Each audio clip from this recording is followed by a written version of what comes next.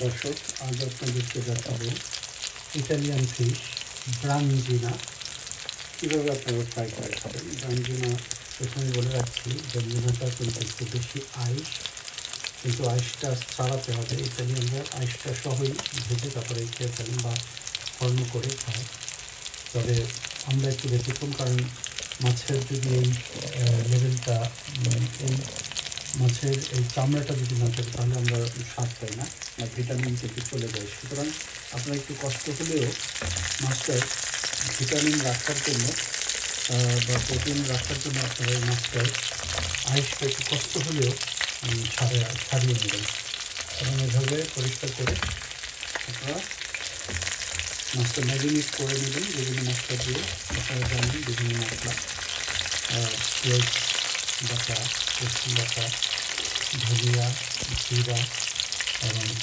হলুদের গুঁড়া মিক্স করে বা বেটেও নিতে পারেন। তারপরে এটার সাথে ম্যারিনেট করে রাখবেন একটু লবণ দিয়ে, এরপরে ঘন্টাখানিক রেখে দেবেন। এরপরে আপনারা তেলটা সরিষার তেল দিয়ে রাখবেন, তাহলে বেশি স্বাদ পাবেন, ঘ্রাণ পাবেন। কারণ যে কোনো খাবারের ঘ্রাণটাই হলো প্রধান। মাছটা অনেক বড় ছিল, দুটা মাছ আমরা ভেজে নিয়েছি আমাদের লাঞ্চের জন্য।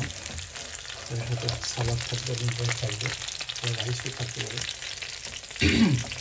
আপনারা সবসময় লক্ষ্য রাখবেন তেলগুলো যাতে চুপো চুপো হয় এবং যাতে নিভু নিভু জাল করবেন, যাতে আস্তে আস্তে মাছটা হয়ে ওঠে।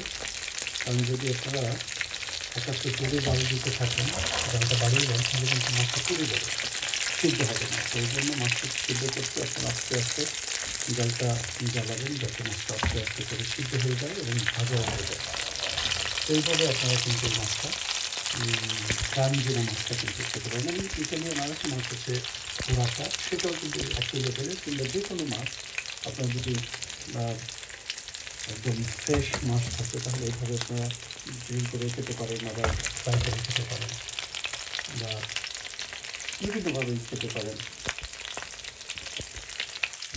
তো আমাদের সাথে থাকুন দর্শক, আমরা আপনাদেরকে নতুন নতুন ভিডিও, নতুন নতুন খাবারের মেনু কীভাবে করবেন, এটা খুবই সিম্পল একটি মেনু, আপনি দ্রুত করে ফেলতে পারবেন খুব সহজে, নির্ঝঞ্ঝাট।